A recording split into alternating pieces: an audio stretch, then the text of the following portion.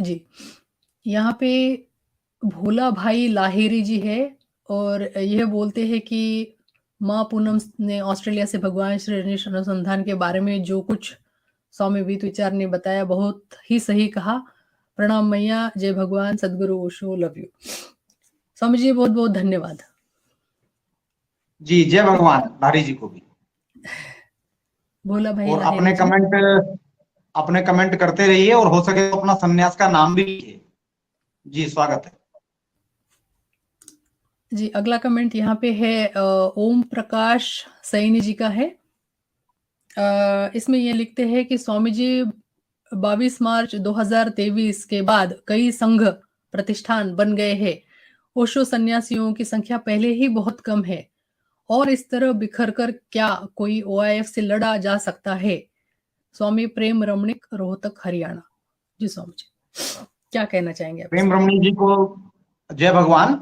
और जहां तक इन्होंने बात कही कि 2023 के बाद बहुत सारे संघ बन गए हैं और ओआईएफ से कैसे लड़ा जा सकता है, वास्तविकता ये है भगवान रजनीश की विचारधारा की कि जितने अधिक संघ होंगे और जितना अपनी अपनी ईमानदारी से, अपनी अपनी शक्ति से, अपने अपने समझ से, अपने अपने क्षेत्रों में काम करेंगे, उतनी विचारधारा आगे बढ़ेगी और उतना ही ओआईएफ की पकड़ से हम लोग बाहर निकलेंगे। जब ओआईएफ एक था तो उसने किसी को कुछ करने नहीं दिया और विचारधारा आज कहां पहुंच गई। तो यहाँ पे स्वामी प्रेम रमणिक रोहतक जी, रोहतक हरियाणा से जो हमारे हम आपके कष्टप्रद इस कमेंट को बिल्कुल समझते हैं स्वामी जी, और आप बहुत बहुत धन्यवाद करते हैं कि आपने ये कमेंट किया, क्योंकि देखिए कि आपकी यह जो भावनिक जो हालत है इसे हम समझते हैं कि क्योंकि आपको लगता है ये बिखर रहे हैं, लोग बिखर रहे हैं।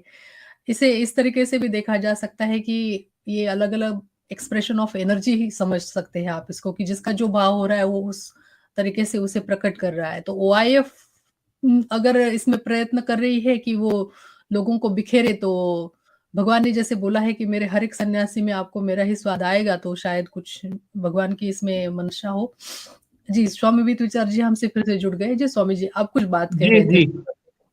जी हम ये कहना चाह रहे थे कि ओआईएफ जब तक एक था और लोग अपने घर बैठ के सोचते थे कि बड़ा काम हो रहा है, भगवान का बड़ा काम हो रहा है, तो वास्तव में अब सब सच्चाइयां बाहर निकल के आ रही हैं और पता चल रहा है कि काम उतना नहीं हो पाया और जितने लोग अलग अलग हो जाएंगे उतना ज्यादा बेहतर काम हो पाएगा। अगर ओआईएफ के सामने आप सब लोग केवल एक होकर लड़ेंगे तो ओआईएफ को केवल एक ही जगह लड़ना पड़ेगा और वो अच्छे से लड़ सकता है, जैसा कि सभी लोग जानते हैं कि ताकत किसके पास जाते हैं। तो ऐसे में जब ओआईएफ इतना ताकतवर है तो हम लोगों को अपनी अलग अलग शक्तियों से अलग अलग काम में लगी जाना चाहिए। तो संघ जितने भी इसके टुकड़े हो जाएं उतना और अच्छा इसका भविष्य में परिणाम आएगा। हाँ, कुछ नेताओं को जरूर दिक्कत हो सकती है कि भाई उनके झंडे तले ज्यादा लोग इकट्ठे नहीं हो रहे हैं, ऐसा लग सकता है, पर वो बहुत टेम्पररी चीज होगी। भविष्य में आप देखेंगे अलग अलग संघ बनने से ज्यादा बेहतर परिणाम आएंगे, ऐसा हमारा मत है। ये युक्रांत का मत भी आप लोग मान के चल सकते हैं कि ये अकेले खड़े होने की जो शक्ति भगवान ने युवक क्रांति दल के लिए कही है, हम लोगों को अकेले खड़े होकर काम करना है। तो वे जिस मत से जो सहमत नहीं है वो जबरदस्ती उस संघ में ना रहे, वो वहां रहे जिससे जिसकी सहमति है। तो जहां सहमति है वहां रहे और वहां पूरी ईमानदारी और शक्ति से काम करे।